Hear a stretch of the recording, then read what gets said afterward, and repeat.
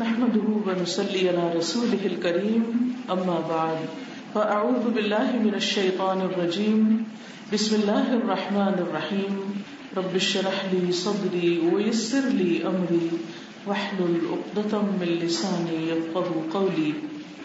سورة الفجر والفجر وليال عشر والشفع والوتر والليل اذا يسر هل في ذلك قسم لذي حجر ألم تر كيف فعل ربك بعاد إرم ذات العماد التي لم يخلق مثلها في البلاد وثمود الذين جابوا الصخر بالواد وفرعون ذي الأوتاد الذين طغوا في البلاد فأكثروا فيها الفساد فصب عليهم ربك صوت عذاب إن ربك لبالمرصاد فأما الإنسان إذا ما ابتلاه ربه فأكرمه ونعمه فيقول ربي أكرمن وأما إذا ما ابتلاه ربه فقدر عليه رزقه فيقول ربي أهانن كلا بل لا تكرمون اليتيم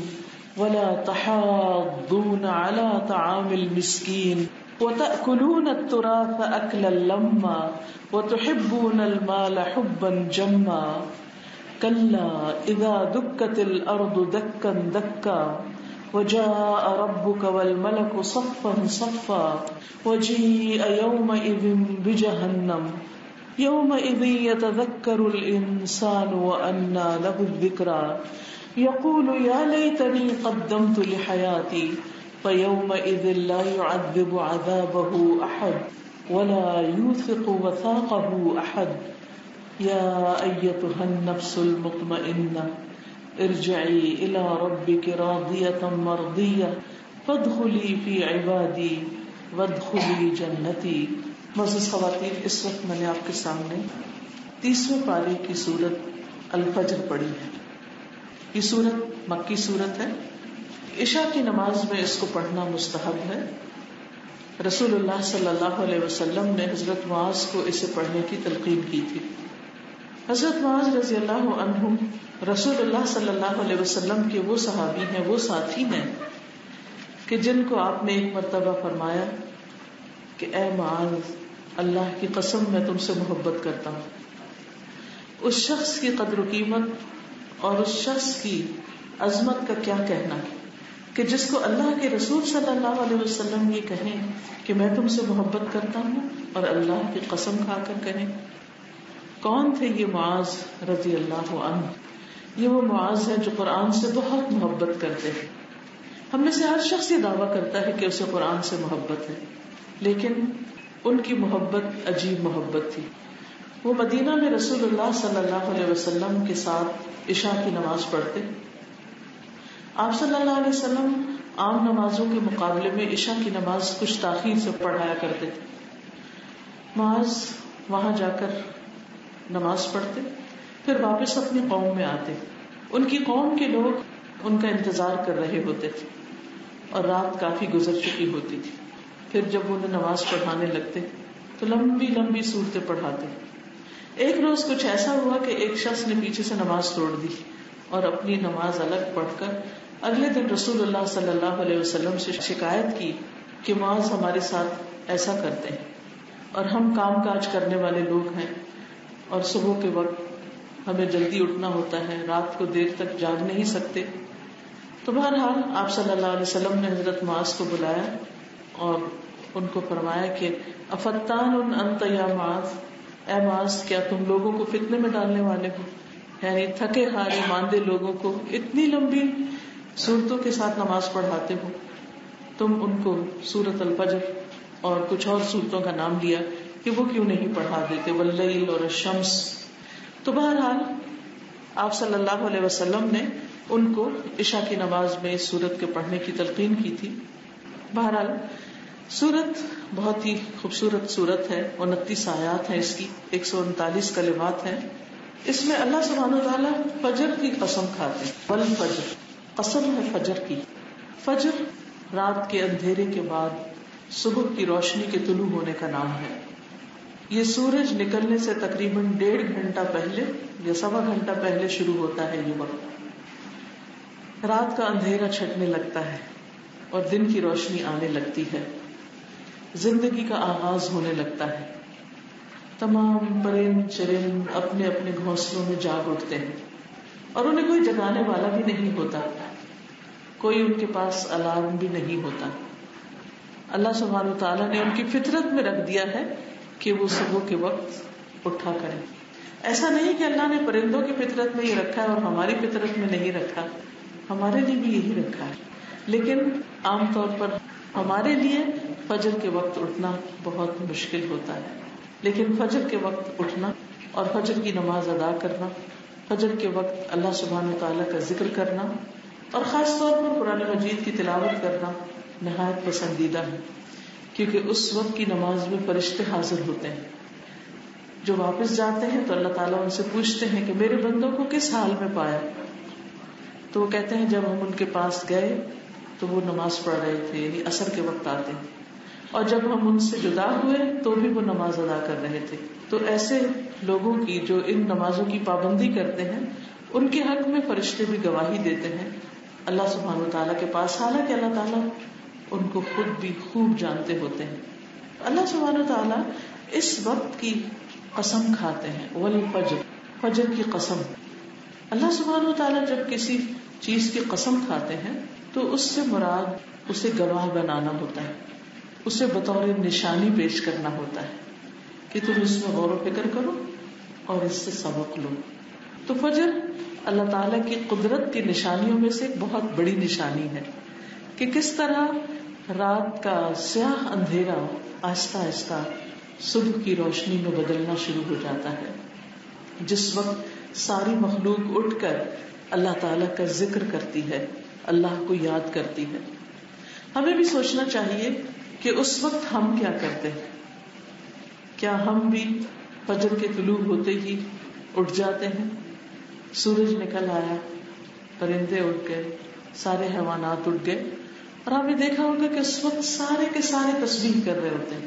اگر آپ کے گھر میں کوئی درخت ہے یا کوئی باغ ہے تو آپ دیکھیں گے کہ اس وقت سارے پرندے اپنی اپنی بولی بول رہے ہوتے ہیں, اور بہت ہی سہانا وقت ہوتا ہے, بہت ہی خوبصورت, کہ ہر طرف سے اللہ کی یاد کی آوازیں آ رہی ہوتی ہیں.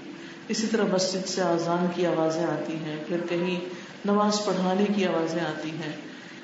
گھروں کے اندر جو گھر آباد ہوتے ہیں ان سے قرآن کی تلاوت کی آوازیں آتی ہیں, اور ہر طرف ایک چہل پہل ہوتی ہے, ایک خوشی کا سما ہوتا ہے. لوگ جو اس وقت اٹھتے ہیں وہ مشاہدہ کرتے ہیں کہ اس وقت اٹھنا روح کو سیراب کر دیتا ہے, دل کے اندر ایک خوشی پیدا کر دیتا ہے, انسان کے اندر ایک چستی ہوتی, ایک نشاط ہوتی ہے, ایک زندگی ہوتی ہے, ایک ہوپ ہوتی ہے.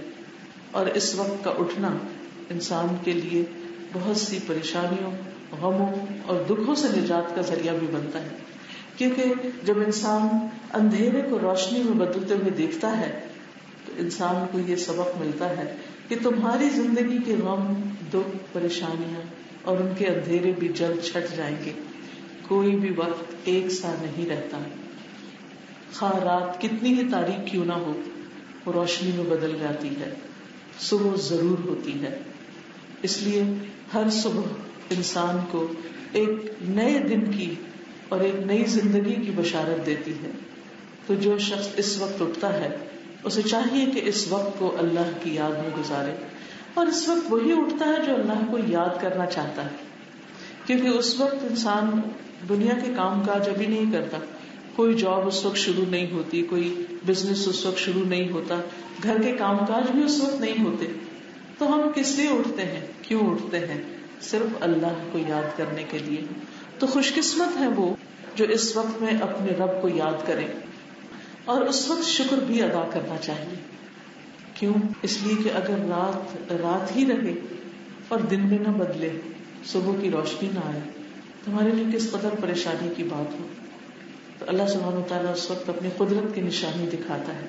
تو 3 اہم کام ہوتے ہیں کرنے کے, فجر طلوع ہونے سے لے کر سورج طلوع ہونے تک, اس سے پہلے.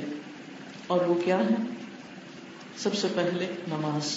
نبی صلی اللہ علیہ وسلم فجر کی نماز اندھیرے میں پڑھتے تھے. نماز کے بعد صبح کے اذکار، کیونکہ اللہ سبحانہ وتعالی کا ذکر سبحوہ بکرۃ و عشیہ، بکرہ کا مطلب ہے یعنی سورج نکلنے سے پہلے تک کا وقت. تو جتنی بھی حفاظت کی دعائیں ہیں، صبح شام کے اذکار ہیں، جن کی وجہ سے انسان بہت سی تکلیفوں، دکھوں اور پریشانیوں سے بچتا ہے، ان کے پڑھنے کا وقت بھی سورج طلوع ہونے سے پہلے تک کا وقت ہے. جب سورج طلوع ہو جاتا ہے تو وہ پھر صرف ذکر رہ جاتے ہیں، پھر وہ حفاظت کے لیے نہیں ہوتے. اس لیے نماز کے فوراً بعد اذکار اور اذکار کے فوراً بعد قرآن کی تلاوت یا تسبیحات، کیونکہ انسان جب صبح صبح اللہ سبحانہ تعالیٰ کا ذکر کرتا ہے، تسبیحات کرتا ہے، اللہ کو یاد کرتا ہے، تو اس وقت کا پڑھا ہوا اپنے اندر ایک عجیب تاثیر رکھتا ہے، کیونکہ وہ یکسوئی کا وقت ہوتا ہے. دنیا کی زندگی کے کام کاج شروع نہیں ہوتے تو کوئی ہنگامہ شور ادھر ادھر کی باتیں نہیں ہوتی، انسان یکسوئی کے ساتھ اللہ کا ذکر کرتا ہے. اور اگر قرآن کی تلاوت کرتا ہے، جو کہ کرنی چاہیے، تو ان قرآن الفجر کان مشہودا، کہ بے شک فجر کے قرآن میں حاضری ہوتی ہے، یعنی فرشتوں کی حاضری ہوتی ہے، اور اللہ کا ذکر جہاں ہو، جس گھر میں وہاں فرشتے حاضر ہوں، وہاں کیسی کیسی رحمتیں اور برکتیں نازل ہوں گی. لیکن اس کے برعکس اگر انسان اس وقت سوتا ہی چلا جاتا ہے تو یہ سونا ایک نحوست کا سونا ہوتا ہے، اور اس کی وجہ سے انسان کئی بیماریوں کا بھی شکار ہوتا ہے، کیونکہ انسان اپنی فطرت کے خلاف جا رہا ہوتا ہے. اور لیکن جب انسان اٹھتا ہے تو پھر فطرت کی ہم نوائی کرتا ہے. اس کے بعد اللہ سبحانہ وتعالیٰ قسم کھاتے ہیں وَلَيَالٍ عَشْرٍ، اور 10 راتوں کی، 10 راتوں کی قسم. یہ کون سی 10 راتیں ہیں جن کی قسم اللہ سبحانہ وتعالیٰ کھا رہے ہیں؟ یہ 10 راتیں، ان کے بارے میں مفسرین کے مختلف اقوال ہیں. سب سے پہلی بات یہ ہے کہ یہ رمضان کے آخری عشرے کی 10 راتیں ہیں. ان 10 راتوں میں سے ایک رات لیلۃ القدر ہوتی ہے. وہ لیلۃ القدر 1000 مہینوں سے زیادہ بہتر ہے، یعنی تقریباً 83 years and 4 months کی عبادت کے برابر ہے. اس ایک رات کی عبادت کوئی معمولی چیز نہیں ہے. اگر کسی کو وہ رات نصیب ہو جاتی ہے تو گویا وہ اپنی ساری زندگی عبادت میں گزار کر گیا اس دنیا سے. پھر اسی طرح آخری عشرے میں نبی صلی اللہ علیہ وسلم اعتکاف کیا کرتے تھے، عبادت کیا کرتے تھے. تاک راتوں میں خاص طور پر عبادت کا حکم ہے، قیام اور دعائیں، اور خاص طور پر اللہ سبحانہ تعالیٰ کی طرف رغبت. سارے سال کی راتوں میں سے یہ 10 راتیں بہت ہی قیمتی ہیں، جس میں نبی صلی اللہ علیہ وسلم خود بھی جاگتے اور اپنے اہل و عیال کو بھی جگاتے. دوسری رائے اس میں یہ ہے کہ اس سے مراد ذوالحج کے پہلے 10 دن ہیں. آج کل ذی القعدہ ہے اور جلد ہی انشاءاللہ ذی الحجہ آنے والا ہے. اسی مناسبت سے آج اس سورت کا اور اس بات کا ذکر کیا جا رہا ہے کہ اللہ سبحانہ وتعالیٰ نے ان راتوں کی جو قسم کھائی ہے، یہ تو معمولی قسم نہیں ہے. یہ دن معمولی دن نہیں ہے، یہ دن سال کے دنوں میں سے سب سے زیادہ بابرکت دن ہے. ابن عباس کہتے ہیں کہ قرآن مجید کی یہ آیت وَيَذْكُرُ اسْمَ اللَّهِ فِي أَيَّامٍ مَعْلُومَاتٍ، اور معلوم دنوں میں اللہ تعالیٰ کا نام یاد کریں. ان معلوم دنوں سے مراد عشرہ ذی الحجہ کے 10 دن ہیں، اور والفجر ولیال عشر سے مراد بھی ذی الحج کے پہلے 10 دن ہیں. حدیث سے پتہ چلتا ہے کہ ان 10 دنوں میں کیے ہوئے اعمال، خاص طور پر اللہ کا ذکر، تلاوت، تسبیح اور باقی نیک کام کرنا، باقی سارے سال کے دنوں میں سے زیادہ افضل ہے. رسول اللہ صلی اللہ علیہ وسلم نے فرمایا کسی بھی دن کیا ہوا عمل اللہ تعالیٰ کو ان 10 دنوں میں کیے ہوئے عمل سے زیادہ محبوب نہیں. صحابہ نے پوچھا یعنی کسی بھی اور دن میں جو عمل انسان کرتا ہے وہ ان دنوں سے بہتر نہیں ہو سکتا. گویا سب سے زیادہ افضل عمل وہ ہے جو ان 10 دنوں میں کیا جاتا ہے. اگرچہ رمضان بھی افضل ہے، لیکن رمضان کی راتیں زیادہ بابرکت ہے بنسبت دن کے، اور عشرہ ذی الحجہ کے دن راتوں کی نسبت زیادہ قدر و قیمت والے ہیں، فضیلت والے ہیں. صحابہ نے پوچھا اللہ کے رسول صلی اللہ علیہ وسلم کیا جہاد فی سبیل اللہ بھی؟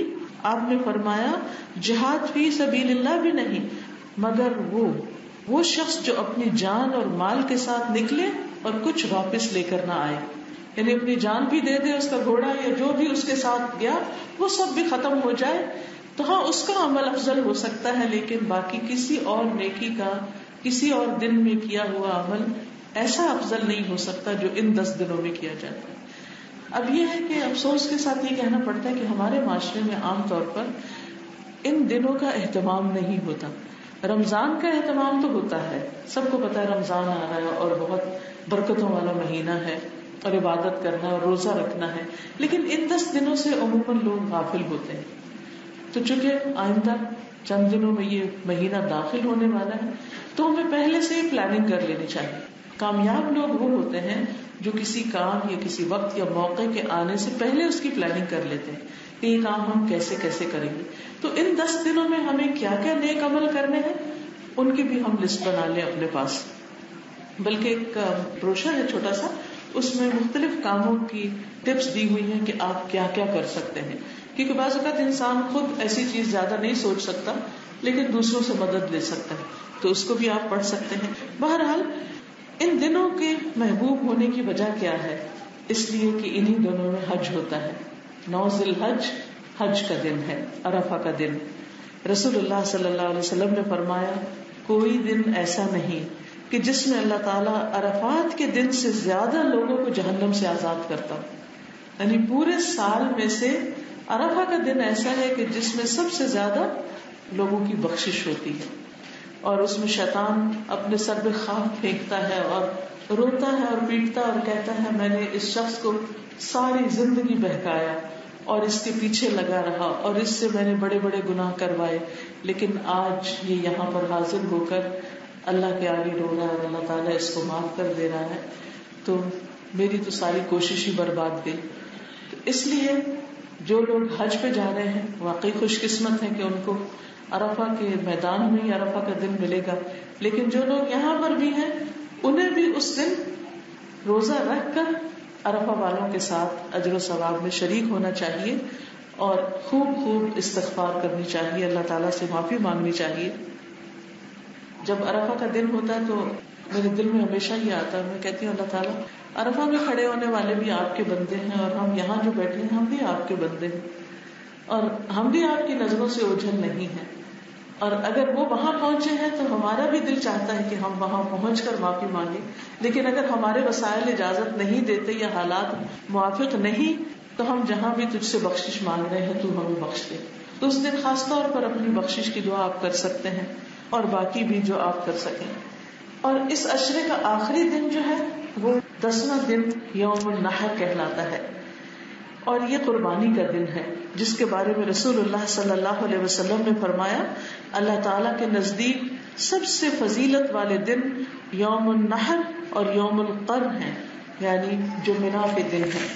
تو اس لیے ان دنوں کی خاص طور پر مہربانی کرنی چاہیے۔ 10 تاریخ کو ہم روزہ وغیرہ تو نہیں رکھ سکتے، لیکن پہلے 9 دن جو ہیں اگر آپ پسند کریں تو سارے روزے آپ رکھ سکتے ہیں، کیونکہ یہ روزے باقی سال کے روزوں سے، نفلی روزوں سے زیادہ افضل ہیں۔ اسی طرح صدقہ خیرات، ذکر الہی، اور اس دن کا جو روزہ ہے 9 ذی الحج کا، اس کے بارے میں حدیث میں آتا ہے کہ 9 ذی الحج یوم عاشورہ، اور اس دن کا روزہ گزشتہ سال اور آئندہ سال کے گناہوں کا کفارہ ہے۔ ایک اور روایت سے پتہ چلتا ہے کہ رسول اللہ صلی اللہ علیہ وسلم 9 ذی الحج، یوم عاشور اور ہر ماہ میں سے 3 دن کے روزے رکھا کرتے تھے، لیکن حاجی جو میدان عرفات میں ہوتے ہیں انہیں یہ روزہ نہیں رکھنا ہوتا، ان کے لیے اس روزے کی ممانعت ہے، کیونکہ ان کا اصل ریچول زوال آفتاب کے بعد عرفہ کے میدان میں کھڑے ہو کر دعائیں کرنا ہے، اللہ سبحانہ وتعالیٰ کو یاد کرنا ہے، اور اس دن کا سب سے افضل ذکر لا الہ الا اللہ وحدہ لا شریک لہ لہ الملک ولہ الحمد وہو علی کل شیء قدیر ہے۔ پھر اسی طرح اس کی 10 تاریخ کو ہماری عید ہوتی ہے، اور عید کے دن عید کی نماز پڑھنا، پھر قربانی کرنا، اور قربانی اللہ کی رضا اور خوشنودی کے لیے کرنا، تقوی حاصل کرنے کے لیے کرنا، تو یہ انسان کے لیے اجر و ثواب کمانے کے بہترین دن ہیں۔ اور پھر جب انسان قربانی کرتا ہے تو جو بھی قربانی کا جانور وہ ذبح کرتا ہے تو اس جانور کے ذبح کرنے میں اگرچہ خون بہایا جاتا ہے لیکن قربانی صدقے کی بہترین قسم ہے. نبی صلی اللہ علیہ وسلم نے جب مکہ فتح کیا تو اس کے بعد مسلمانوں کے لیے فتوحات کا دروازہ کھل گیا. طرح طرح کے وفود آنے لگے آپ کی خدمت میں اور فوج در فوج اسلام میں داخل ہونے لگے. تو اللہ سبحانہ وتعالیٰ نے یہ سورت نازل کی اذا جاء نصر اللہ والفتح ورأیت الناس يدخلون فی دین اللہ افواجا فسبح بحمد ربک واستغفرہ انہ کان توابا. اور اس میں آپ کو تسبیح اور توبہ استغفار کا حکم دیا گیا. اس کے علاوہ سورۃ الکوثر نازل ہوئی جب تو اس میں فرمایا انا اعطیناک الکوثر فصل لربک وانحر ان شانئک هو الابتر. کہ ہم نے آپ کو یقیناً بہت خیر عطا کی. حوض کوثر کی طرف اشارہ ہے.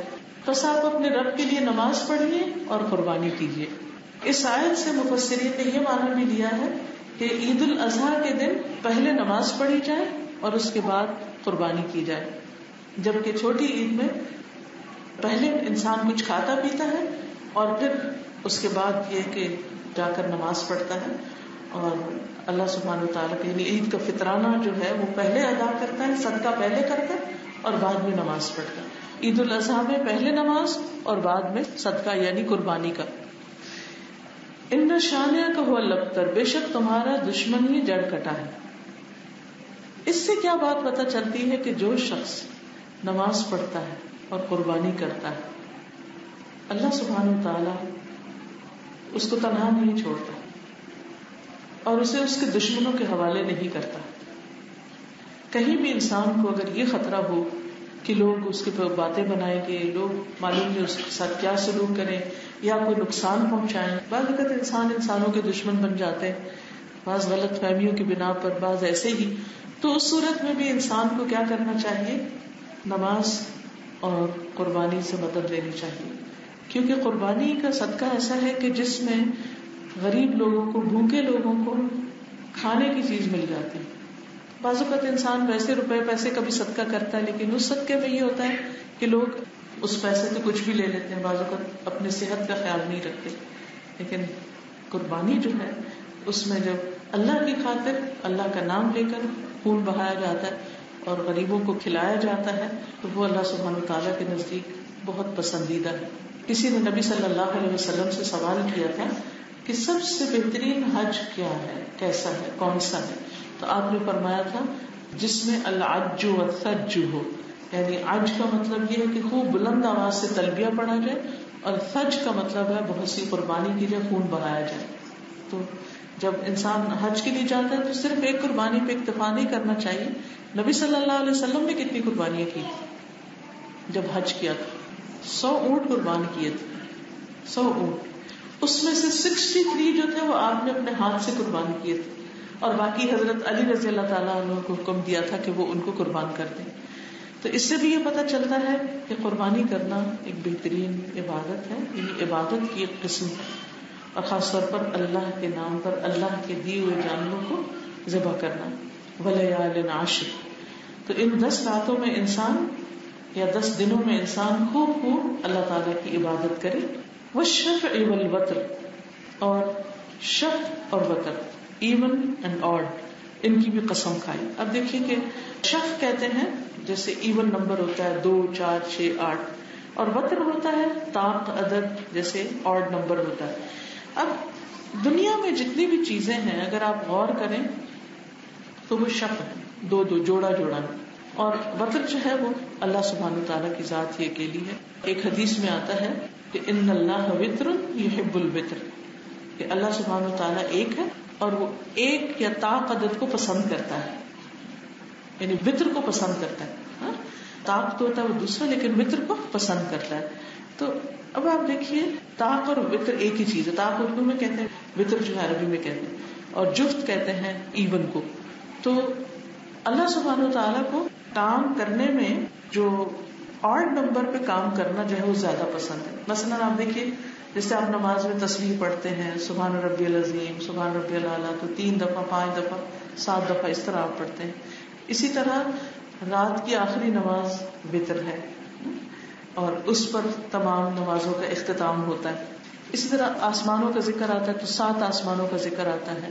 باقی بھی بہت ساری چیزوں میں طاق کا عدد ہے وہ پسندیدہ ہے کہ اس طاق عدد میں کام کرنا یا نمبر جہاں گننے ہو.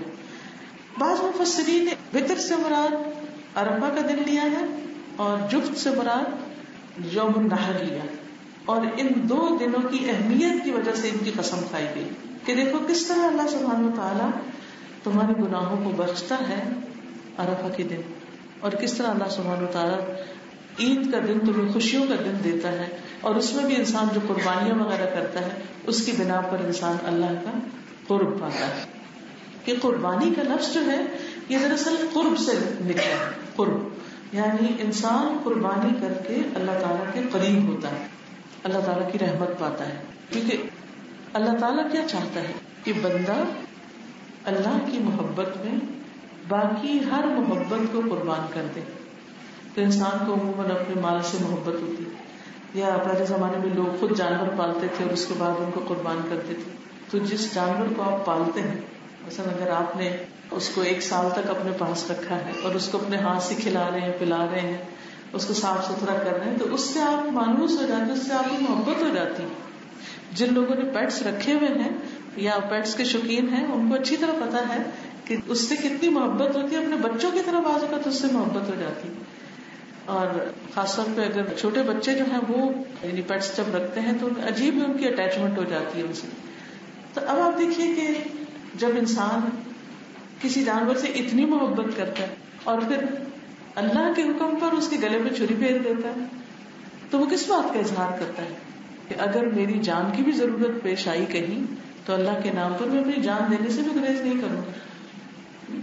تو انسان مختلف طریقوں سے قربانیاں کرتا ہے. فجر کے وقت اٹھنا کیا ہے؟ دراصل قربانی. حج پر جانا کیا ہے؟ قربانی. رمضان کی راتوں میں طاق راتوں میں لیلۃ القدر میں رات کو جاگنا اور عبادت کرنا کیا ہے؟ قربانی. ذوالحج میں روزے رکھنا نفلی کیا ہے؟ قربانی. اسی طرح اپنا مال خرچ کرنا قربانی.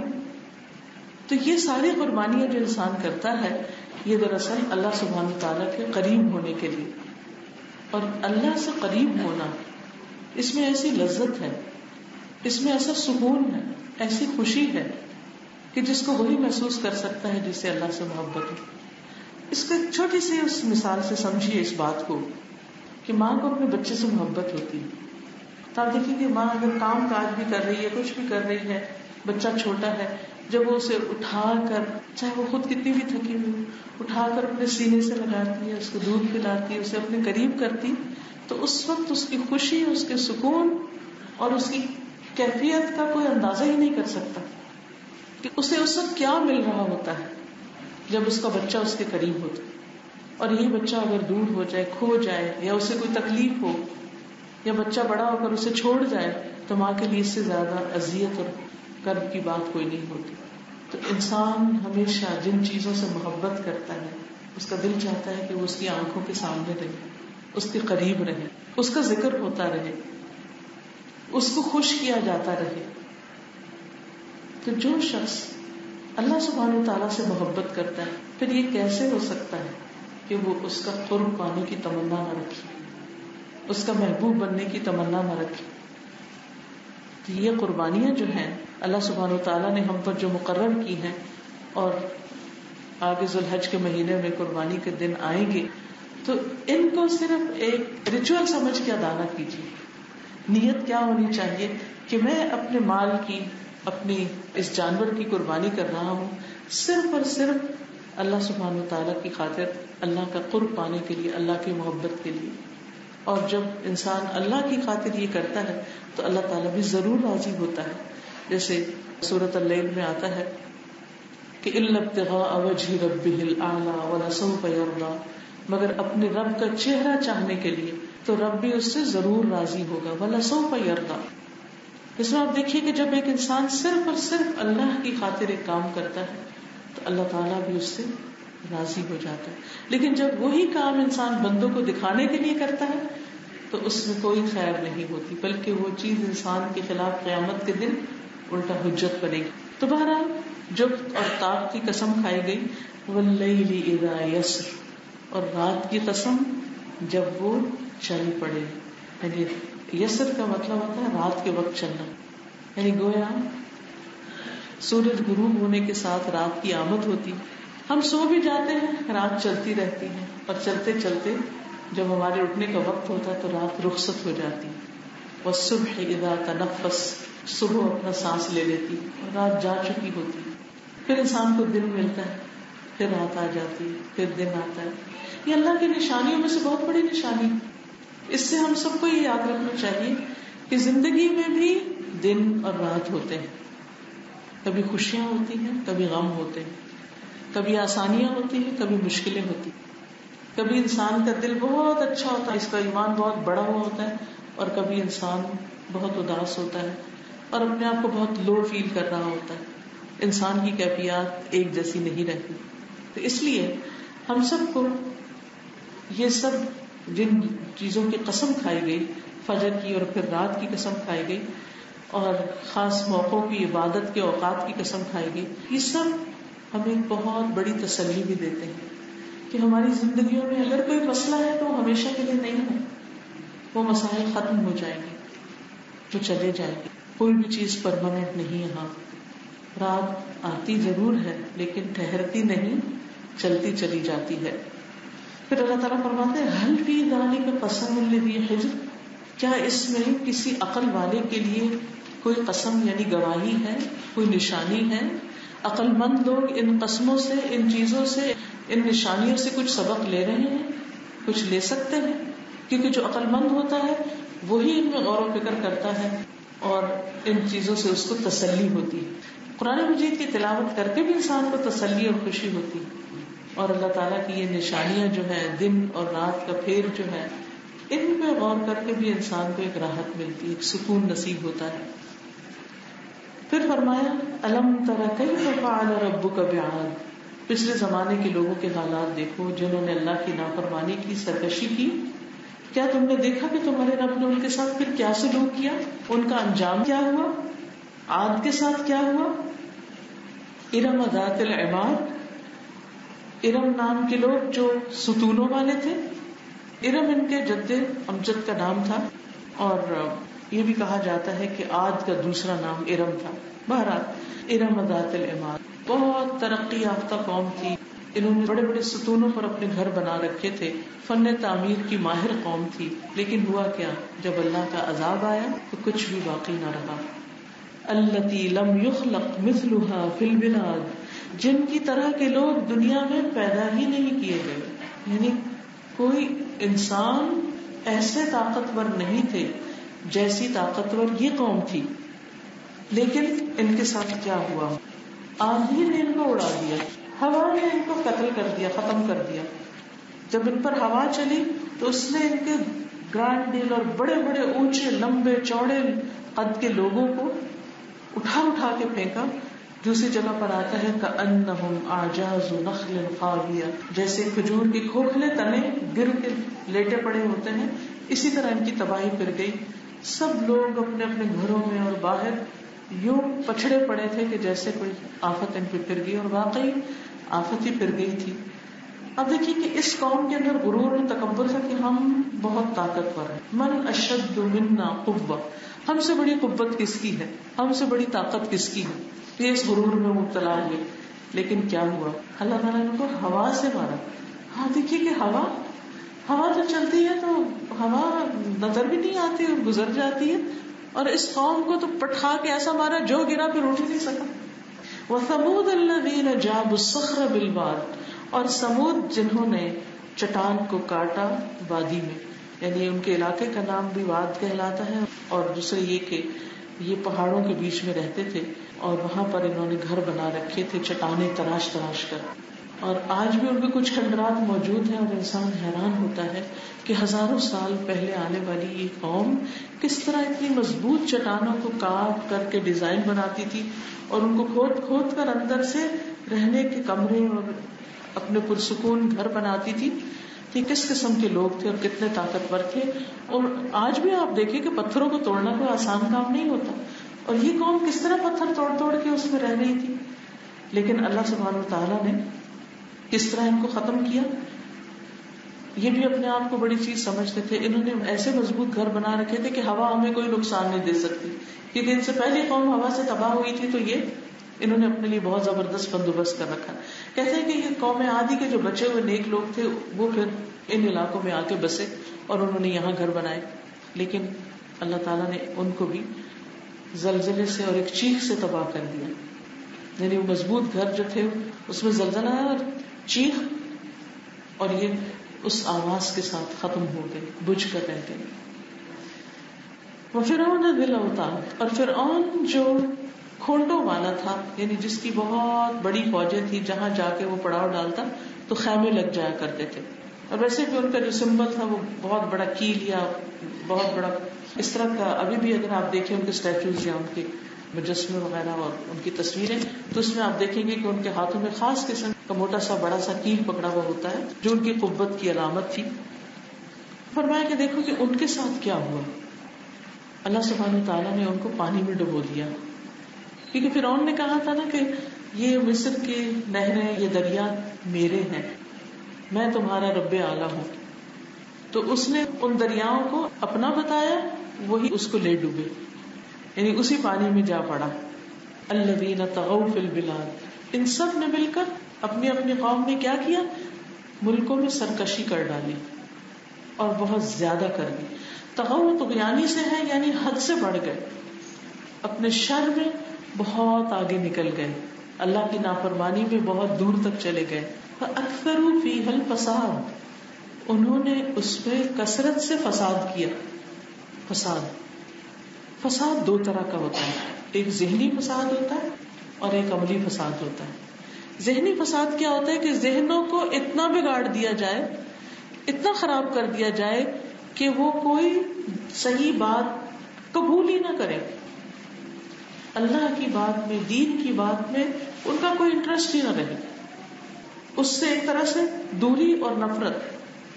فاکثروا فیہا الفساد, انہوں نے اپنی قوموں کے اندر ایسی سچویشن پیدا کر دی تھی, ان کے لیڈرز نے اس طرح قوم کو گمراہ کیا تھا کہ لوگ پیغمبر کی بات نہیں مانتے تھے. فاکثروا فیہا الفساد فصب علیہم ربک صوت عذاب, تو تیرے رب نے ان پر عذاب کا کوڑا برسا دیا. دیکھیے کہ یہ جو فساد ہے, چاہے وہ ذہنی فساد ہو یا پھر وہ ملکوں میں فساد ہو, چوری, لوٹ مار, دوسروں کے حقوق غصب کرنا, دوسروں پر ظلم کرنا, یہ تمام چیزیں ہوں, یہ انسانوں کی ترقی اور سروائیول کے راستے میں بہت بڑی رکاوٹ ہوتے ہیں. تو اس بنا پر اللہ سبحانہ وتعالیٰ نے پھر ان قوموں کو سرے سے ختم کر دیا, اور اس میں سے صرف وہ لوگ بچے جو اللہ تعالیٰ کی اطاعت کرنے والے تھے.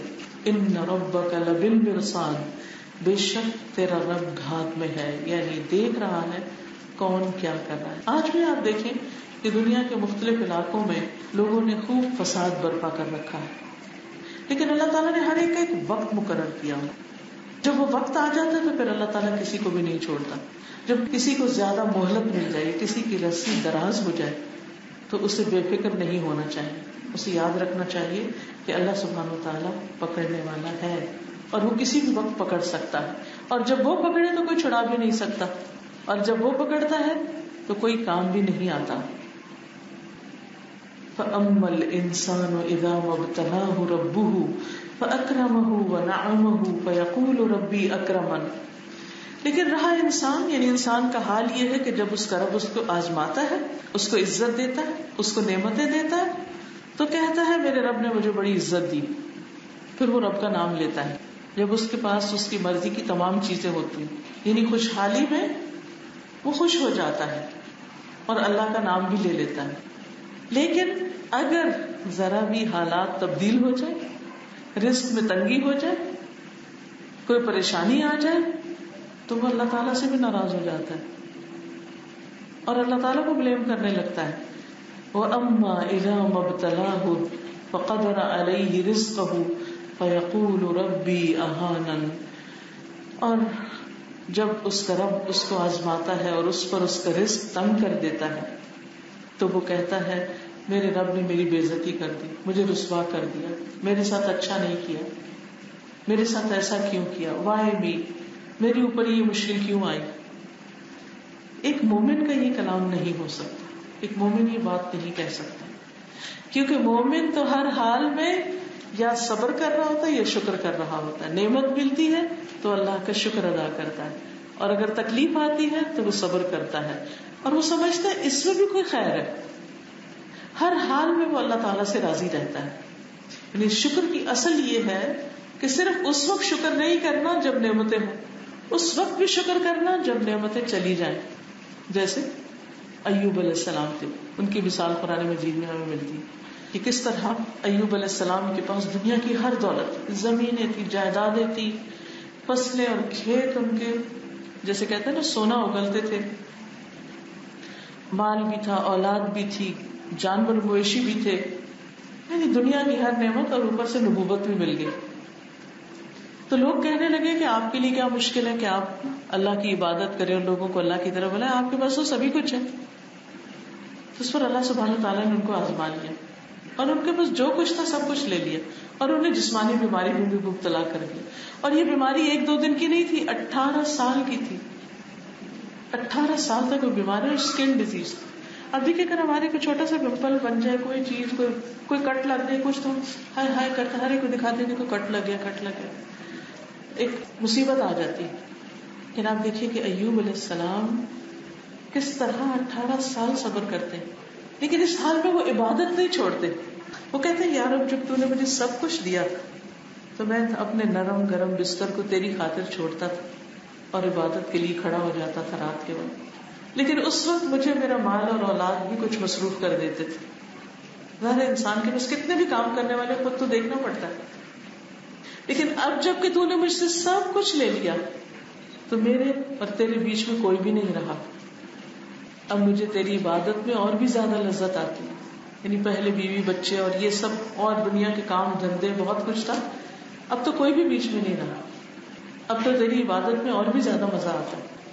یہ ہوتا ہے بندہ مومن، یہ ہوتا ہے شکر، کہ جب ہو تو تب بھی انسان شکر کرے، اور جب نہ ہو تو بھی اس حال میں دیکھے کہ اس کا پلس پوائنٹ کیا ہے. کیونکہ کوئی بھی حال، ہاں وہ تکلیف کی حالت ہوتی ہے، وہ خیر سے خالی نہیں ہوتی، کیونکہ اس حال میں عام طور پر ہم اور زیادہ اللہ کا ذکر کرتے ہیں، عبادت کرتے ہیں، دعائیں مانگتے ہیں، اللہ تعالیٰ کے قریب ہونے کی کوشش کرتے ہیں، اپنی غلطیوں کو یاد کرتے ہیں، اپنے ان کاموں کی طرف توجہ کرتے ہیں جو ہم نے بلائے بھی ہوتے ہیں، چھوڑے بھی ہوتے ہیں، اپنی ذمہ داریوں کی طرف توجہ کرتے ہیں.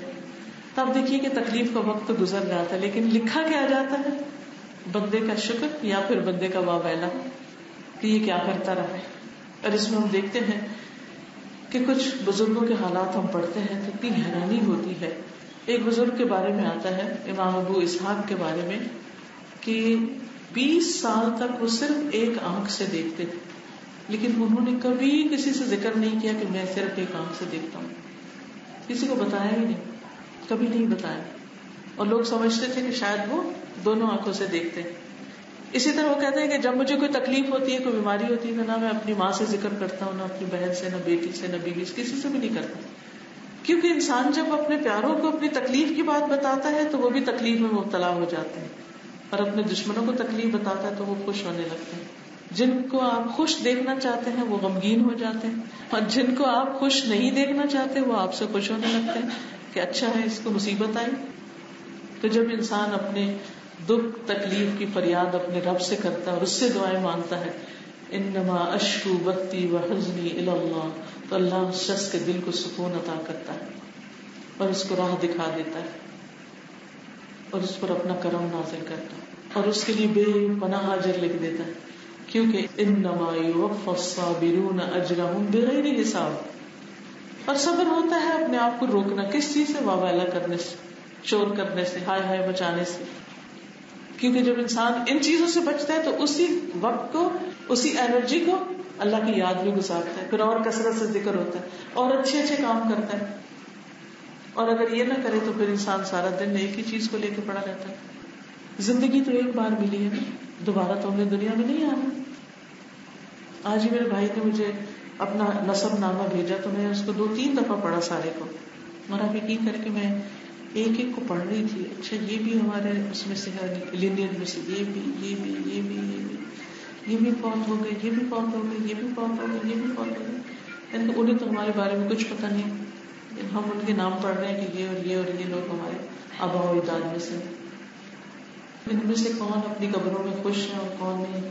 اللہ تعالیٰ سب کی بخشش فرمائے. لیکن اتنی حیرت ہو رہی تھی کہ اتنی لمبی لائن لوگوں کی، اور اس میں سے ہم یہاں کھڑے ہیں اور پھر ہمارے بعد پتہ نہیں کتنے.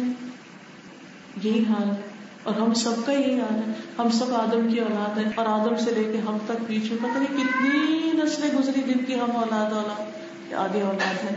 اور ہمارا وقت بھی ایک دن ختم ہو جائے گا اور پھر ہماری جگہ کچھ اور لوگ ہوں گے اور پھر ان کی جگہ کچھ اور لوگ ہوں گے. دنیا کا حال تو یہی ہے. تھوڑا سا وقت ہمیں ملا ہے کچھ کرنے کے لیے، بس کر جائیں. اور یہ صرف اس وقت ہو سکتا ہے جب ہم اپنے آپ کو فضول فالتو ایکسٹرا چیزوں سے بچائیں. کیونکہ اگر ہم واویلا کرنے میں اور دن بھر اپنے غموں کی اور دکھوں کی داستان ہی سنانے میں لگے رہے تو کسی سے کوئی اچھی بات کب کریں گے؟ اللہ کا ذکر ہی کب کریں گے؟ اللہ کو یاد کب کریں گے؟ اللہ سے دعا کب مانگیں گے؟ وہ جو ہم اپنی باتیں کہتے ہیں نا کہ اس کے دل میں نکالنے دو، بولنے دو اس کو، ارے اس کو بولنے دو بول کے کہاں وہ پھر تھوڑے دن پھر دوبارہ بھر جاتا، پھر دوبارہ بولنے لگتا. یہی اگر وہ اس وقت اللہ کا ذکر کرے، اللہ کو یاد کرے، اللہ سے مدد مانگے، تو آپ دیکھیں گے کہ آہستہ آہستہ وہ زخم بھی مکمل ہو جائیں گے اور ایک راحت اور سکون بھر جائے گا دل میں. لیکن بہت سے لوگ اس گر کو نہیں جانتے. تو صبر ہوتا ہی کیا ہے؟ اپنے آپ کو روک لینا. کس سے؟ فالتو باتوں سے، فضول باتوں سے، خواہ مخواہ کی باتوں سے، اپنی کہانیاں سنانے سے لوگوں کو. اب دیکھیے کہ لوگ سن کے زیادہ سے زیادہ کیا کریں گے؟ کچھ کر تو سکتے نہیں آپ کے لیے. ہاں یہ ہے کہ کوئی دعا کرتے ہیں آپ کے لیے اور آپ ویسے بھی کہہ سکتے ہیں. تو اس میں ہم سب کو اس بارے میں بہت کیئرفل ہونے کی ضرورت ہے اور اپنے دن بھر کا جائزہ محاسبہ کرنے کی ضرورت ہے کہ ہم سارا دن کن کاموں میں، ہماری گفتگو کے عام ٹاپکس اور موضوعات کیا ہوتے ہیں، کیا واقعی وہ بہت ضروری ہوتے ہیں. اور کتنی دفعہ ہوتا ہے نا کہ آپ کسی کو ایک بات کہہ رہے ہوتے ہیں، وہ کچھ اور سمجھ رہے ہوتے ہیں، وہ کوئی اور جواب دیتا ہے اور آپ کہتے ہیں نہیں میرا یہ مطلب نہیں، اور پھر صفائیاں پیش کرنے لگتے ہیں آپ، اور پھر وہ مزید کچھ اور اس سے بنا لیتا ہے اور وہ کیا اس قدر بد مزگی ہو جاتی ہے. وہیں سے بعضوں کو جھگڑے شروع ہو جاتے ہیں. آج ہی کسی خاتون نے ذکر کیا کہ وہ کچھ دن کے لیے اپنے بہن بھائیوں سے ملنے کے لیے آئے، وہ اتنی مس انڈرسٹینڈنگ ہے کہ کوئی سیدھے وہ بات ہی نہیں کرنا چاہتا.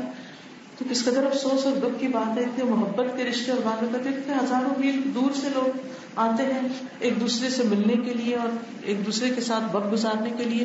خون کے رشتے ہیں، مل بیٹھنا چاہیے، لیکن نہیں. میں نے کہا کہ وجہ کیا ہے؟ کہ ان کو بس کچھ شکایت ہے کہ آپ نے کچھ باتیں ایسی کی تھی جن کی وجہ سے ہمارا دل دکھا، بھی معاف کر دو. میں نے کہا آپ بھی معافی مانگ لیں اور وہ بھی معاف کر دیں، تبھی کام چلے گا. یہ ان باتوں کو لے کے بیٹھنے سے تو کچھ حاصل نہیں. لیکن پھر ہمیں یہ سوچنا چاہیے نا کہ وہ باتیں کرنے کی ضرورت ہی کیا تھی کہ جس کی وجہ سے اتنی بڑی بڑی غلط فہمیاں پیدا ہو گئی اور رشتے آپس میں، خون کے رشتے جو ہیں وہ ایک دوسرے بدزن ہیں، بجائے اس کے کہ ہم ایک دوسرے کے لیے خوشی کا باعث ہو، ایک دوسرے کے لیے محبت اور ایک دوسرے کے غم بانٹنے کا ذریعہ، ہم ایک دوسرے کے لیے دکھ اور تکلیف کا باعث بن جائے. کہ ہمیں دیکھ کے کسی کو دکھ ہو، ہم سے بات کر کے کسی کو دکھ ہو. ہماری زندگی پھر کیا کمایا ہم نے؟ کیونکہ الکلمۃ الطیبۃ صدقہ، اچھی بات بھی صدقہ ہے. تو ہم میں سے ہر ایک دیکھے کہ میری کس گفتگو سے خیر نکلتی ہے اور کون سی باتیں ایسی جس سے شر پھوٹتا ہے، تو ان باتوں کو ختم کر دیں. اور اگر انسان ہونے کے ناطے کو چھوڑی تو معافی مانگنے میں دیر نہ لگائے. تو یہ دو چیزیں جو ہیں انسان کے لیے بہت بڑی آزمائش ہے کہ انسان کے پاس مال کا ہونا بھی آزمائش اور نہ ہونا بھی آزمائش، کیونکہ انسان کسی حال میں بھی راضی نہیں ہوتا. پھر اللہ تعالیٰ فرماتے ہیں کلا بل لا تکرمون الیتیم، ہرگز نہیں، بلکہ تم یتیم کی عزت نہیں کرتے. ولا تحاضون علی طعام المسکین، اور مسکین کو کھانا کھلانے کی رغبت نہیں دیتے، ایک دوسرے کو آمادہ نہیں کرتے، ایک دوسرے کو توجہ نہیں دلاتے کہ یہ کام کرو. اب دیکھیے کہ قرآن مجید میں 30ویں پارے میں خاص طور پر یتیم کا بہت ذکر آتا ہے. عربوں کی سوسائٹی میں یتیم بہت میزریبل کنڈیشن میں، جس بچے کا باپ نہ ہوتا، نابالغ بچہ جس کا باپ نہ، اس کو یتیم کہتے ہیں. تو اس کو کوئی پوچھنے والا نہیں ہوتا تھا. عموماً جو چچا وغیرہ ہوتے تھے وہ جائیداد پر قبضہ کر لیتے اور یہ یتیم بچے بھکاری بن جاتے، در در مارے مارے پھرتے اور ان کی حالت بہت ہی میزریبل ہوتی. تو اس پر اللہ سبحانہ تعالیٰ نے بار بار توجہ دلائی اور پھر خاص طور پر مسکینوں کی طرف توجہ دلائی. ایک اور سورۃ الماعون میں بھی اللہ تعالیٰ فرماتے ہیں ارأیت الذی یکذب بالدین فذلک الذی یدع الیتیم ولا یحض علی طعام المسکین فویل للمصلین الذین هم عن صلاتهم ساہون الذین هم یراؤون ویمنعون الماعون. کیا دیکھا تم نے اس شخص کو جو جزا سزا کو جھٹلاتا ہے، قیامت کے دن پر اس کا ایمان ہی نہیں. فذلک الذی، یہ وہی تو ہے، یدعو الیتیم، یہ یتیم کو دھکے دیتا ہے. یعنی اگر وہ دروازہ کھولتا ہے اور یتیم مانگنے کے لیے دھکا دے کے باہر اس کو کرتا ہے، یعنی کہ میرے پاس کچھ نہیں تمہارے لیے. یا یہ کہ چھوٹی چھوٹی بات اگر گھر میں رکھے ہی ہیں یا ان کو پالنا ہی پڑ گیا تو چھوٹی چھوٹی باتوں پہ ان کو ڈانٹ ڈپٹ اور ان کے ساتھ برا سلوک. تو ولا یحض علی طعام المسکین، وہاں بھی یہی بات کہی گئی کہ مسکین کو کھانا کھلانے کی ترغیب نہیں دیتے. جو کسی کو ترغیب نہیں دیتا وہ خود کہاں سے کھلائے گا، وہ خود کہاں کیئر کرے گا. اس لیے بہت ضروری ہے کہ یہ دو کام جو ہیں، یتیم اور مسکین کا خیال رکھنا، اور خصوصاً اگر اپنے خاندان میں، اپنے رشتے داروں کے اندر ہے، اپنے قریب کے نیبرز میں ہے، یا کہیں پر بھی، ضروری نہیں کہ صرف یتیم خانے میں جا کے آپ مدد کریں. اپنے آس پاس دائیں بائیں بیوہ عورتیں اور یتیم، ان کو آپ دیکھیں کہ وہ کس حال میں زندگی بسر کر رہے ہیں، جن کے لیے کمانے والا کوئی نہیں. تو ان کی ضروریات کا خیال رکھنا انتہائی ضروری. اسی لیے اللہ تعالیٰ فرماتے ہیں فویل للمصلین، نمازیوں کے لیے ہلاکت. یعنی تم نمازیں پڑھتے ہو، روزے رکھتے ہو، عبادت کرتے ہو، لیکن اس کے باوجود تم انسانوں کے کام نہیں آتے. الذین هم عن صلاتهم ساہون، پہلی غلطی ان کی ہے کہ اپنی نمازوں سے غافل ہیں، پوری نہیں پڑھتے، کبھی پڑھی کبھی نہیں پڑھی، کبھی وقت ٹال کے پڑھی، دیر سے پڑھی، کبھی قضا کر کے پڑھی، کبھی کچھ کیا. یہ ہے ساہون. کچھ پڑھی کچھ نہ پڑھی تو جو پڑھی ہوتی وہ بھی ضائع ہو جاتی. تو اس لیے نمازوں کے اوقات کی پابندی کرنا، 5 نمازیں پڑھنا اور توجہ سے پڑھنا، یہ بہت ضروری ہے. الذین هم یراؤون، وہ جو دکھاوا کرتے ہیں، یعنی یتیم مسکین پہ خرچ کرتے ہیں یا نماز پڑھتے ہیں تو اپنی ساری نیکیوں کو پرچار کرتے ہیں، دکھا دکھا کے کرتے ہیں کہ لوگوں میں ہم بڑے نیک مشہور ہو جائیں، لیکن اللہ کی نگاہ میں ان کی کوئی عزت نہیں. وَيَمْنَعُونَ الْمَاعُونَ، بعض اوقات کیا کہ چھوٹی سی استعمال کی چیز بھی کسی کو نہیں دیتے. یعنی اتنے بخیل ہوتے ہیں کہ اگر ان کا کوئی قریبی ان سے مانگ بھی بیٹھے کہ یہ کوئی ادھار میں بھی لینے آ جائے تو اس کا بھی انکار کر دیتے. یعنی چھوٹی چھوٹی چیزوں پہ بھی کسی کے کام نہیں آتے. ہاں دکھاوے کی بات ہو تو دکھا دکھا کے بڑے بڑے کام کرنے کو بھی تیار ہو جاتے ہیں. تو یاد رکھیے، کھجور کا آدھا ٹکڑا بھی انسان اگر چھپا کے کسی کی مدد کر دیتا ہے، کسی کو کچھ دے دیتا ہے، وہ ایک پہاڑ خرچ کرنے سے زیادہ بہتر ہے جو دکھاوا کر کے دیا جائے. تو اس لیے یہاں پر خصوصاً یتیم اور مسکین کا لحاظ رکھنے اور خیال رکھنے کی بات کی گئی. وَتَأْكُلُونَ التُّرَاثَ أَكْلًا لَمًّا، اور تم میراث کا، وراثت کا سارا مال سمیٹ کے کھا جاتے. یہ بھی ہمارے معاشرے کے اندر کتنی خرابی ہے کہ جو طاقتور ہوتا ہے وہ دوسروں کو ایکسپلائٹ کر کے، باپ نے گھر چھوڑا، سب کو باہر نکال دیا اور خود اس پہ قبضہ کر لیا، بڑے بیٹے نے قبضہ کر لیا، کسی اور نے قبضہ کر لیا، اور عورتوں کا حصہ تو دینا ہی نہیں. کس قدر ظلم اور زیادتی کی بات ہے. جاہلیت کے دور میں یہ مسائل تھے، آج بھی آپ دیکھیں کہ یہی مسائل موجود ہیں. وہ تو چلے مسلمان نہیں تھے، لیکن آج ہم تو مسلمان ہیں، ہمیں تو اپنے حالات کا جائزہ لینا چاہیے کہ ہم ان چیزوں کی طرف توجہ کر رہے ہیں یا نہیں. وَتُحِبُّونَ الْمَالَ حُبًّا جَمًّا، اور تم مال سے شدید محبت رکھتے ہو. حُبًّا جَمًّا، بہت زیادہ محبت. اچھا، یہ مال کی محبت ہے، یہ اگر اس طرح ہو کہ انسان اپنے رب کے حقوق بھول جائے، بندوں کے حقوق بھول جائے، تو یہ انسان کے لیے وبال جان ہے. لیکن اگر انسان مال سے اس لیے محبت رکھتا ہے کہ اسے خیر کے کاموں میں زیادہ سے زیادہ استعمال کرے تو وہ محبت مذموم نہیں. کلا اذا دکت الارض دکا دکا، ہرگز نہیں جب زمین کوٹ کر ریزہ ریزہ کر دی جائے گی، خوب کوٹ دی جائے گی. اسٹریٹ سارے پہاڑ، عمارتیں، بلڈنگ، درخت، ہر چیز کو بالکل باریک کر کے اسٹریٹ زمین ایک ٹکیا کی طرح ہو جائے گی، اس میں کوئی اونچ نہیں ہوگی. وجاء ربک والملک صفا صفا، اور تیرا رب اور فرشتے صف در صف آ جائیں گے. یہ کون سی صف ہے؟ یعنی اللہ سبحانہ وتعالیٰ خود تشریف لائیں گے لوگوں کا حساب لینے کے لیے. سورۃ عما یتساءلون میں آتا ہے کہ آسمان کے وفتحت السماء فکانت ابوابا، آسمان کھول دیا جائے گا اور اس میں دروازے ہی دروازے ہو جائیں گے. یعنی یہ آسمان جس طرح نظر آتا ہے ایسا نہیں ہوگا، آسمان کے دروازے کھلیں گے اور جتنے فرشتے آسمان پر ہیں وہ اترنا شروع کر دیں گے. اتر کر زمین کو چاروں طرف سے اپنے گھیرے میں لے لیں گے. پہلے لائن میں پہلے آسمان کے فرشتے آئیں گے، پہلا سرکل بنے گا، پھر دوسرے آسمان کے آئیں گے، دوسرا بنے گا، پھر تیسرا راؤنڈ، پھر چوتھا، پھر پانچواں، پھر چھٹا، پھر ساتواں. زمین کے اوپر انسان کھڑے ہوں گے، اللہ تعالیٰ حساب لیں گے. زمین کے چاروں طرف فرشتے ہی فرشتے ہوں گے. کہاں بھاگ کر جائے گا انسان؟ کہیں بھی نہیں. وَجَاءَ رَبُّكَ وَالْمَلَكُ صَفًّا صَفًّا وَجِيءَ يَوْمَئِذٍ بِجَهَنَّمَ. اس دن جہنم سامنے لائی جائے گی. جہنم کو 70,000 لگامیں لگی ہوئی ہوں گی. ایک لگام پر 70,000 فرشتے ہوں گے. تقریباً 4,90,00,000 فرشتے بنتے ہیں جو جہنم کو کھینچ کے لوگوں کے سامنے لے آئے. جب انسان اللہ کے سامنے کھڑا ہو کر حساب دے گا تو اس کو ہر طرف آگ نظر آ رہی ہے اور اس کا حال برا ہوگا ڈر کے مارے کہ اگر اللہ تعالیٰ مجھ سے راضی نہیں ہوا تو یہ ٹھکانہ ہو سکتی ہے آگ. یومئذ یتذکر الانسان وانى له الذکریٰ. اس دن انسان نصیحت پکڑے گا. لیکن اب کہاں سے نصیحت پکڑنے کا فائدہ؟ اب کیا فائدہ نصیحت حاصل کرنے کا؟ آج ہوش آئے گی انسان کو اور کہے گا یقول یا لیتنی قدمت لحیاتی. اے کاش میں نے اپنی زندگی کے لیے کچھ کیا ہوتا. آج ہم سب اپنی زندگیوں کے لیے تو کچھ کر رہے ہیں لیکن زندگی یہ تھوڑی ہے. یہ تو ایک چھوٹی سی جھلک ہے زندگی کی. اصل زندگی تو کل شروع ہوگی قیامت کے دن, جس کے بعد کوئی موت نہیں.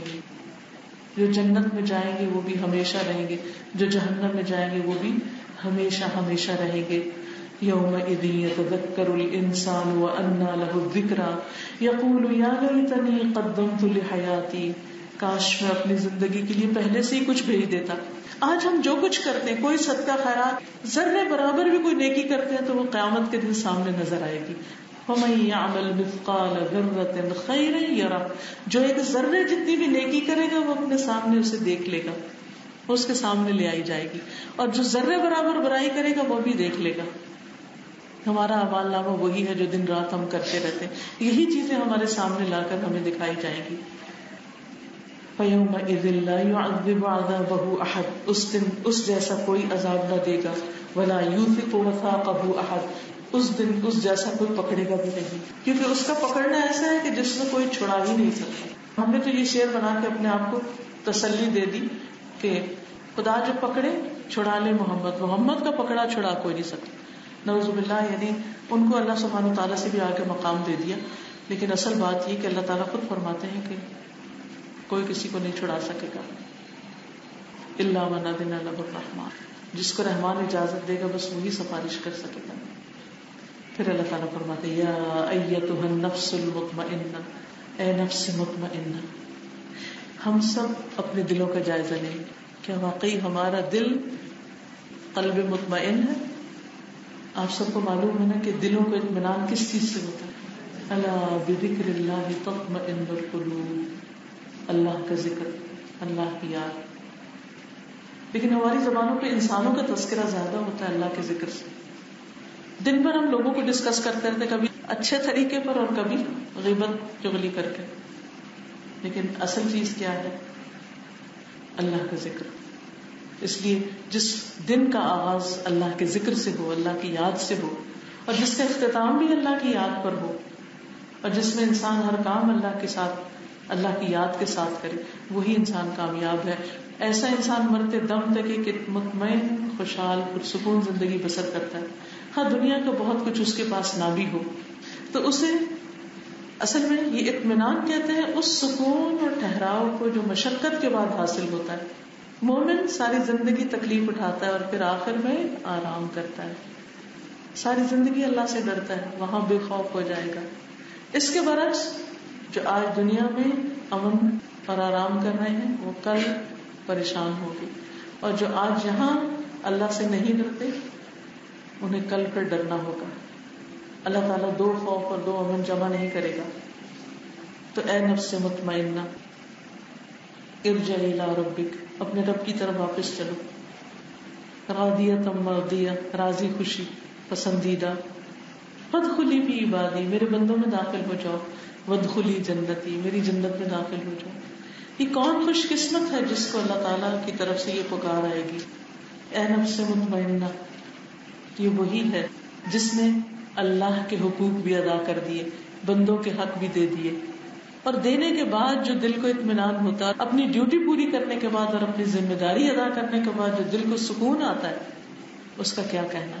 اور جب انسان اس سے جی چراتا ہے تو پھر دل کے اندر جو پریشانی اور قلق اور دکھ اور غم رہتا ہے اسے کوئی ٹھیک کر ہی نہیں سکتا، اس کا کوئی علاج ہو ہی نہیں سکتا. تو اے نفس مطمئنہ، اپنے رب کی طرف اب واپس چلو. دنیا میں جتنے دن جینا تھا وہ جی لیا، اب واپسی کا وقت آ گیا. اس وقت مومن کے لیے موت راحت کا ذریعہ ہوتی، خوشی کا ذریعہ ہوتی، کیونکہ اسے جب پتہ چلتا ہے کہ میرا رب مجھ سے راضی ہے تو وہ کہتا ہے مجھے جلدی لے چلو، تو دنیا کے دکھوں اور غموں سے آزاد ہو جاتا ہے. اس کے برعکس جو دنیا میں اللہ کو راضی نہیں کرتا اس کے لیے موت کا وقت بڑی وحشت کا وقت، کہتا ہے کہ مجھے نہیں جانا، مجھے چھوڑ دو. لیکن کیا فرشتے چھوڑ دیں گے؟ فادخلی فی عبادی، پھر اسے خوشخبری آتی میرے بندوں میں داخل ہو جائے. بندے تو سارے ہی اللہ کے ہیں، لیکن یہاں کون اللہ کے بندے جو نفس مطمئنہ رکھتے ہیں؟ وہ سب ایک جیسے اللہ کے یہاں اکٹھے ہوں گے علیین میں. علیین 7 آسمانوں کے اوپر ایک جگہ ہے، ایک مقام ہے جہاں نیک لوگوں کی روحیں مرنے کے بعد جاتے ہیں اور وہ آپس میں ملاقات بھی کرتے ہیں، ایک دوسرے سے حال بھی پوچھتے ہیں. جب کوئی نئی روح جاتی ہے تو لوگ اس سے جو اس کو جانتے پہچانتے ہوتے ہیں وہ اس کے پاس آ جاتے ہیں اور اس سے پوچھتے ہیں. تو وہ ابھی چونکہ نیا نیا وہاں آتا ہے تو پھر کچھ کہتے ہیں اسے چھوڑ دو، یہ ابھی دنیا کے غموں سے آزاد ہو کر ہے. پھر اس سے پوچھتے ہیں اچھا فلاں کا حال کیا ہے، فلاں کہاں ہے؟ تو وہ بتاتے ہیں کہ وہ یہاں نہیں پہنچا، وہ تو مجھ سے پہلے فوت ہو گیا تھا. تو پھر وہ سب افسوس کرتے ہیں کہ وہ سجین میں چلا گیا، جیل خانے میں چلا گیا، نہ نماز پڑھی، نہ بندوں کا حق دیا، نہ غریبوں کو دیکھا، نہ کچھ اور کیا، وہ وہاں پہنچ گیا. تو بہرحال نیک لوگوں کی کمپنی دنیا میں بھی مانگنی چاہیے اور آخرت کے لیے بھی مانگنی چاہیے. الحقنی بالصالحین. کیوں یوسف علیہ السلام کو نبوت میں ملی، حکومت، بادشاہت، سب کچھ ملی، انہوں نے کیا مانگا؟ توفنی مسلما والحقنی بالصالحین. مجھے اسلام کی حالت میں فوت کرنا اور نیک لوگوں سے ملانا، یعنی مرنے کے بعد بھی نیک لوگوں کے بیچ میں ہوں. آپ دنیا میں جس سے محبت کرتے ہیں، جن لوگوں کے ساتھ رہتے ہیں، قیامت پہ آخرت میں مرنے کے بعد انہی لوگوں کے ساتھ ہوں گے. اور پھر وادخلی جنتی، میری جنت میں داخل ہو جاؤ. اللہ تعالیٰ جنت کو اپنی جنت کہتے ہیں. ایک اور جگہ پر آتا ہے رحمتی، میری رحمت، یعنی جنت کیا ہے؟ اللہ کی رحمت. اللہ سبحانہ وتعالی ہم سب کو جنت عطا کرے.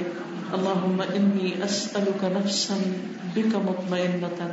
اے اللہ ہم آپ سے اس نفس کا سوال کرتے ہیں جو مطمئن ہے، تؤمن بلقائک، جس سے تیری ملاقات پر ایمان ہو، وترضی بقضائک، جو تیری تقدیر پہ راضی ہو جائے. نفس مطمئنہ وہ ہوتا ہے جو دکھ والے حالات میں بھی اللہ کی تقدیر پہ راضی ہوتا ہے. وتقنع بعطائک، اور تیری عطا پر قناعت کرے، جو تو نے دیا ہے اس پر قناعت ہو، اس کو حرص و ہوس نہ ہو، اور اللہ سبحانہ وتعالیٰ کی طرف رجوع کرتا رہے. اللہ تعالیٰ ہم سب کو اس میں شامل کرے اپنے پسندیدہ بندوں میں. سبحان اللہ والحمد للہ ولا الہ الا اللہ واللہ اکبر ولا حول ولا قوة الا باللہ العلی العظیم. اللہم صل علی محمد وعلى آل محمد كما صلیت علی ابراہیم وعلى آل ابراہیم انک حمید مجید. اللہم بارک علی محمد وعلى آل محمد كما بارکت علی ابراہیم وعلى آل ابراہیم انک حمید مجید. یا رب العالمین ہمیں اس صورت پر عمل کی توفیق عطا فرما. اللہ پاک فجر کا وقت ہمارے لیے محبوب وقت بنا دے اور اس وقت کی عبادت کو ہمارے دلوں کی ٹھنڈک بنا دے، ہماری آنکھوں کی ٹھنڈک بنا دے. یا اللہ ہمیں اس وقت میں اپنی خوب عبادت کی توفیق عطا فرما. ہمیں فجر اور اس کے بعد دن کے اول حصے کی برکتوں سے مالا مال کر دے.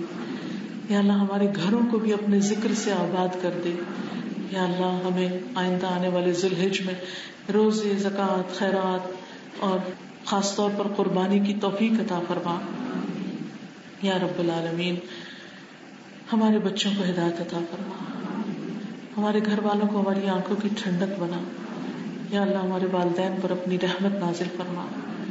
یا رب العالمین تو ہمارے نفسوں کو ٹیڑھا ہونے سے، دلوں کو ٹیڑھا ہونے سے بچا. اللہ ہمیں نفس مطمئنہ عطا فرما. اللہ جو بھی ہم کوشش کریں تیری خاطر کریں اور کرنے کے بعد تو ہم سے راضی ہو جائے اور ہم تجھ سے راضی ہو جائیں. اللہ جب ہماری موت آئے تو ہم سے راضی ہو جانا. اور ہمیں بھی یہ پکار آئے یا ایتھا النفس المطمئنہ ارجعی الی ربک راضیۃ مرضیہ. اللہ تو ہمیں اپنے پسندیدہ بندوں میں شامل کر لینا. یا اللہ ہماری آخرت کی منزلوں کو آسان کر دینا. اللہ ہمیں جہنم کی آگ سے محفوظ رکھنا. یا اللہ آخرت کا دن ہمارے لیے امن کا دن بنا دینا. ہمارا حساب آسان کر دینا. ہمیں نیک لوگوں میں شامل کرنا, نیک لوگوں کے ساتھ اٹھانا. یا اللہ جتنی بھی ہماری زندگی باقی ہے ہمیں زیادہ سے زیادہ اچھے کام کرنے کی توفیق عطا فرما. ہمیں ایسا علم اور سمجھ عطا کر کے ہم تیری راہ میں دوڑ سکیں. اللہ تو ہم سے راضی ہو جا. یا اللہ جتنی بہنیں آئی ہیں ان کے دلوں میں جو دعائیں اور نیک تمنائیں ہیں اللہ ان کو پورا فرما. ربنا تقبل منا انک انت السمیع العلیم. یا اللہ سارے بیماروں کو شفا کامل عطا فرما. اللہ سب دکھی لوگوں کے دکھ دور فرما. ربنا تقبل منا انك انت السميع العليم وتب علينا انك انت التواب الرحيم. وصلى الله تعالى على خير خلقه محمد وعلى آله واصحابه واهل بيته اجمعين برحمتك يا ارحم الراحمين. الہی آمین. اچھا ایسا ہے کہ آپ کے کچھ دوست احباب حج اور عمرے پر جا رہے ہوں گے, تو یہ ایک چھوٹا سا کارڈز کا مجموعہ ہے. یہ جب حج اور عمرہ کر رہے ہیں تو لٹکا لیا جائے گلے میں ربن ڈال کے, تو اس سے بہت آسانی رہتی. اسی طرح یہ عمرے کی نئی کتاب آئی ہے, اس میں جنازے کی دعائیں, کیونکہ وہاں اکثر جنازے ہو رہے ہوتے ہیں, صبح شام کے اذکار, گناہوں کی بخشش کی دعائیں, نماز کے بعد کی دعائیں بھی شامل کی گئی ہیں, صف بنانے کا طریقہ, اور اسی طرح مدینہ میں کیا کریں اور باقی چیزیں بھی. بہت پریکٹیکل کتاب ہے یہ. اسی طرح میں چاہوں گی کہ ذوالحج کے بارے میں آپ زیادہ سے زیادہ لوگوں کو انفارم کریں اور ان کو اس کی تعلیم دیں. تو یہ ایک چھوٹا سا پمفلٹ ہے عشر ذوالحج میں کرنے کے کام, اور اس میں یہ حدیثیں لکھی ہوئی ہیں کہ اللہ سبحانہ و تعالیٰ کو سب سے زیادہ پسندیدہ عمل ان دنوں کا عمل. اور پھر جو کرنے کے کام ہے وہ اس طرح لکھ کر رکھ دیے گئے ہیں, اور اس میں تکبیرات پڑھنا بھی افضل کام ہے. پیچھے تکبیرات ہے, اگر آپ یہ سامنے کے حصے میں کہیں لگا لیں اور ٹک مارک کرتے رہے کہ کون کون سے ہم نے کام کر لی, تو انشاءاللہ اس سے بہت فائدہ ہوگا. آپ دوسروں کو تحفہ بھی دے سکتے ہیں تاکہ زیادہ سے زیادہ لوگ آپ کے لیے صدقہ جاریہ بنے. اسی طرح عید الاضحیٰ اور قربانی کے مسائل وغیرہ پہ مشتمل یہ کارڈ ہے, اس کو بھی آپ لے سکتے ہیں. سبحانک اللہم و بحمدک اشہد ان لا الہ الا انت استغفرک و اتوب الیک. السلام علیکم و رحمۃ اللہ وبرکاتہ.